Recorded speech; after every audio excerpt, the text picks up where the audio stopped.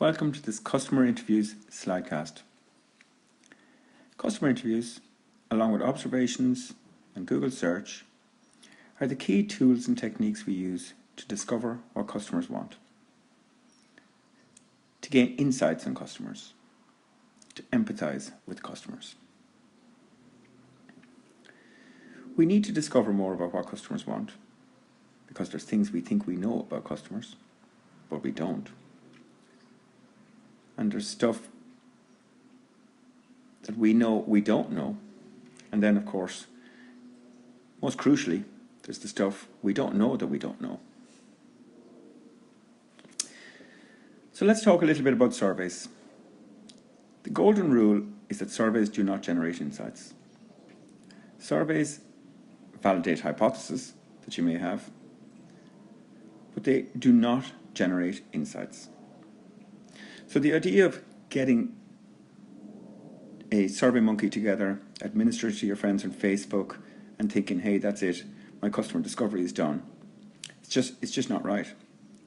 We need to have conversations. We need to chat with customers.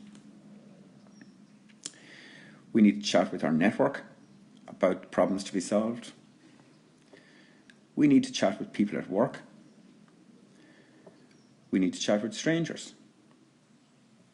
But most of all, we need to chat with users and customers. So who do we talk to? Well, I think initially you talk to a broad base of customers and users, experts and non-experts, whoever, just talk. Because talking gets you into framing questions, listening to answers, understanding the most important and essential points about the problems to be solved. Over time, then, you can narrow your focus to your target market. So people ask me all the time, how many people should I talk to in the customer discovery process? And of course, there's no simple answer. I say talk to as many people as possible, as fast as possible. That's the rule. Here's a video by Steve Blank, the father of Lean Startup, on conducting customer discovery interviews that you will enjoy. So let's think about some kind of golden rules when we're thinking about having our conversations with our users and customers. I suppose the most important rule really is to consider that the important and difficult job is never to find the right answers. It is to find the right question. How do we frame the question to get the best possible answer? And of course, with the right framing, the key then is to listen. Listen carefully, with a beginner's mind. We ask about the past and we ask about the present, but we never ask about the future. Ask customers how they currently solve the problem that you're looking at. Clayton Christensen calls this the jobs to be done. When you ask about the jobs to be done, then you ask about the associated pains or frustrations with the current solution, and the gains or great outcomes that customers would expect from a new solution. And then ask about how these outcomes would be measured by customers. Keep the questions open. Ask the whys, the why nots, and the what ifs. Whys, why nots, what ifs. So, a couple of golden rules here that I've laid out 8 for you. Adopt a beginner's mind. Listen more than you talk. I mean, I suggest maybe you're talking 20% of the time and listening 80% of the time. Don't sell. This is about learning, not about selling.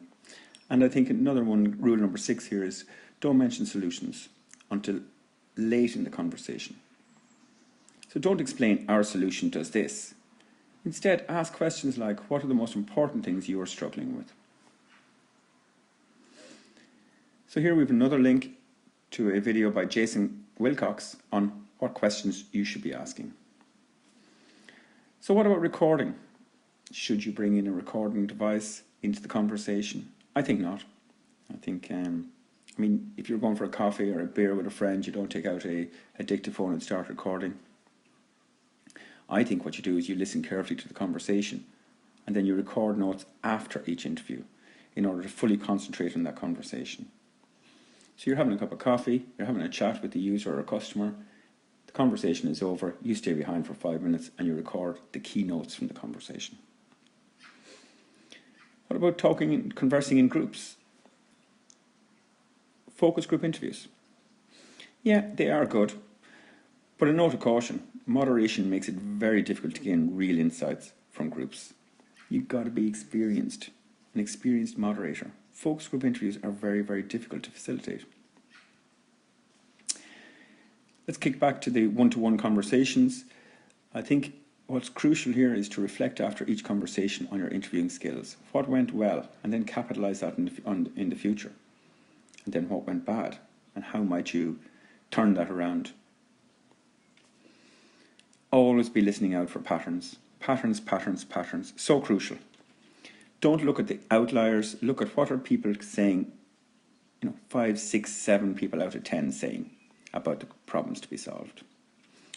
And finally, a little note, again from Steve Blank, the father of Lean Startup, who says that cheating on customer discovery interviews is like cheating on your parachute packing class.